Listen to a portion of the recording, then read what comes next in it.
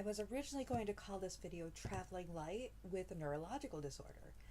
Uh, After yesterday's events, in which I finally ended up getting on the plane and actually achieving liftoff, although, I wasn't flying the damn thing, 9 hours after I was supposed to get home, and finally arriving around 12 o'clock, 12:30 this morning, I'm trying to find titles for this. And one of the titles is Have Pickle Will Travel. And this was a gift from my host. I can only imagine what the TSA must have said when they looked into my luggage and saw this in my medication bag, wrapped up in a cute little box filled with paper pulp. This is Mr. Dill, and he shall perpetually be called Mr. Dill from this day forth. I'm trying to talk about traveling with a neurological disorder, although I hope that people can use these tips no matter whether they're normal, uh, neurotypical, as well as people who have neurological disorders. Now, the first tip I'm going to give you is if you see something, say something. That is just based on my experience. If you have a lot of adrenaline going on, you may not realize it until you finally sit, and in which case, suddenly everything is going to come right back at you. So just, oh gosh, your vision might get a bit funky if you're the type of person who has stress-related visual issues. Be sure to actually say something like, oh gosh, that was a bit much. My head is a bit painful. Whatever. Try to remember to actually let your host know if you feel a bit funky.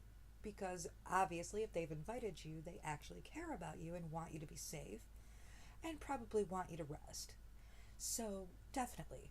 First tip. Second tip, things can change. The first flight out, for example, can be very, very... I'm so sorry. Yet again, I threw out my script and decided to just go natural. This is a bad idea.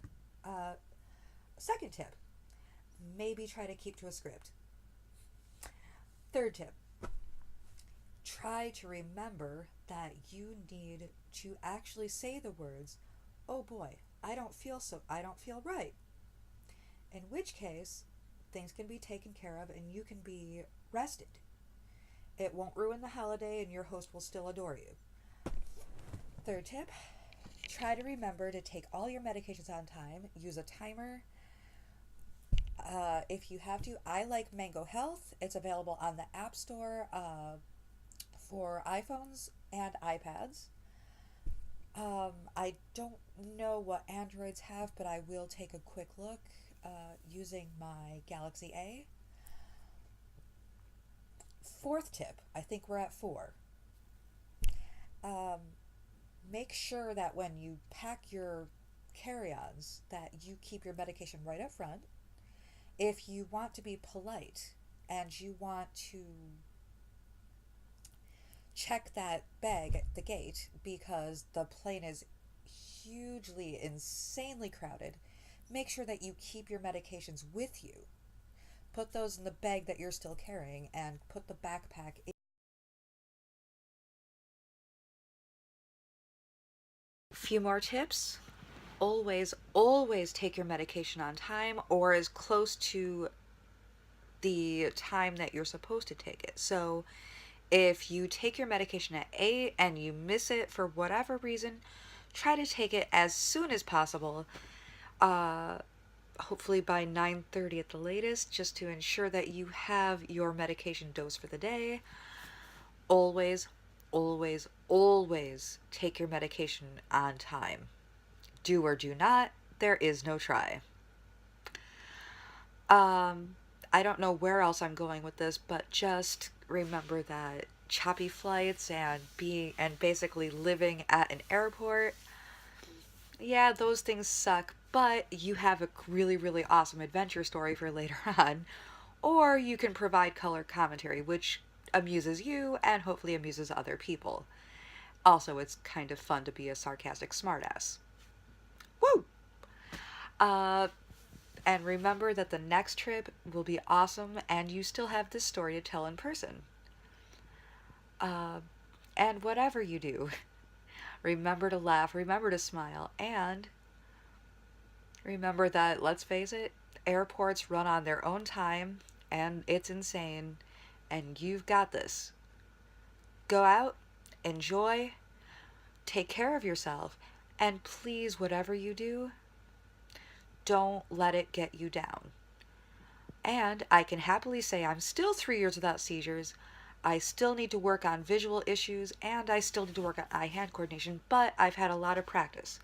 And while I'm a bit homesick for New Hampshire, I'm still doing really, really well, and I'll get there. First step, driving, getting myself taken care of, and taking care of those last little tiny issues. Because it didn't take a minute for me to have problems because of the epilepsy, and it's going to take longer than a minute for me to actually recover or find the tools that I need. Although I do enjoy finding tools and I enjoy using them. Basically, be a monkey. Learn how to adapt, learn how to use tools. And I will keep up finding as many interesting tools as possible. At the moment, I recommend Zombies Run for an exercise routine because it helps keep your mind from wandering. Ooh, gosh, my legs hurt. Ooh. And you get a pretty cool story, and you get to run from zombies. And sometimes it mixes rather interestingly with your music choices. Because 9 times out of 10, I highly doubt that people are going to be running from an air crash. Girls just want to have fun. And always enjoy yourself.